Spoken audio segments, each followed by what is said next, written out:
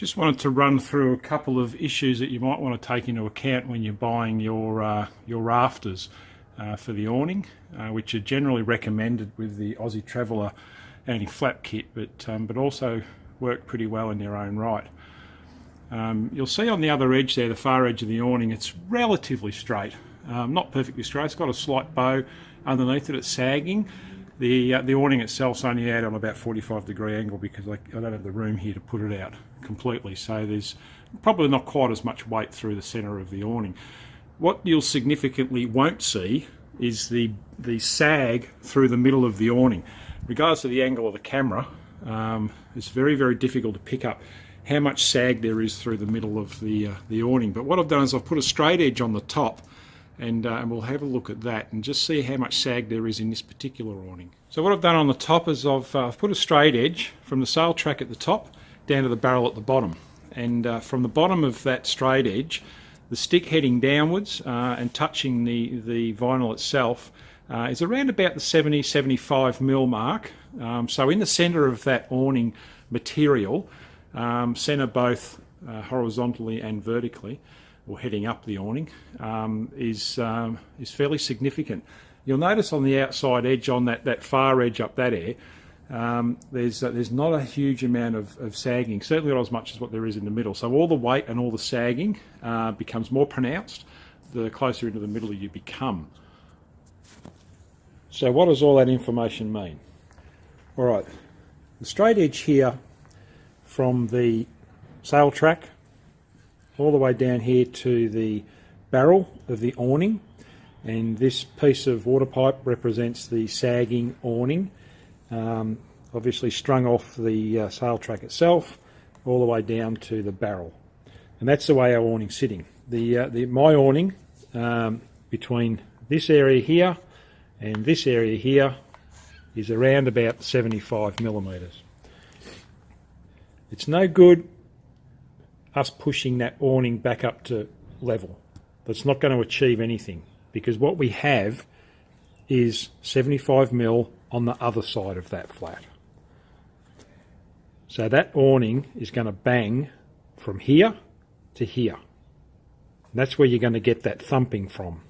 So in order to take away and rob the wind of any opportunity to slap that awning material around, you've got to take it from that 75 mil area there, past centre, or past that straight edge line, to 75 mil on the other side.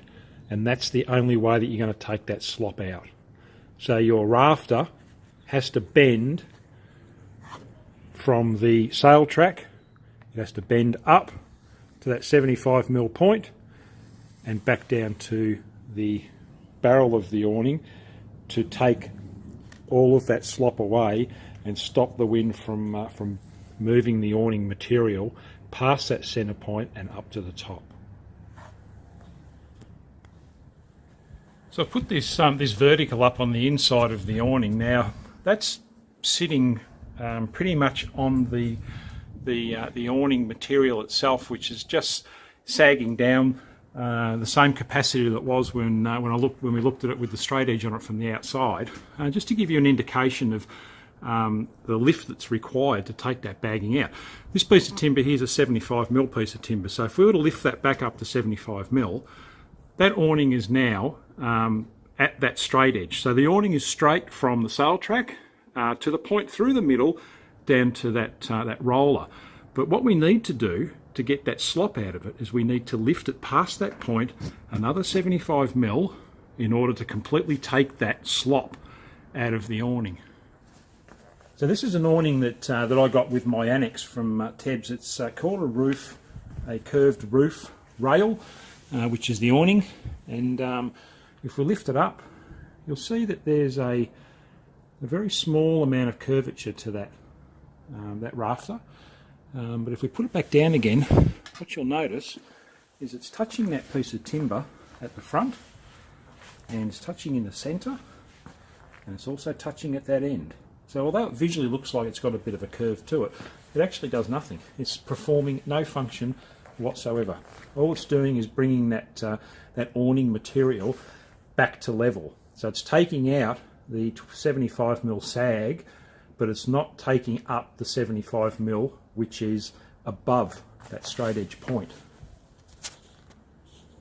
This is the rafter that I've chosen to use on my awning. You'll see that there's a fairly significant curve in that. So if we were to lift it up and have a look at it, you'll see that there's quite a large curve in that awning rafter.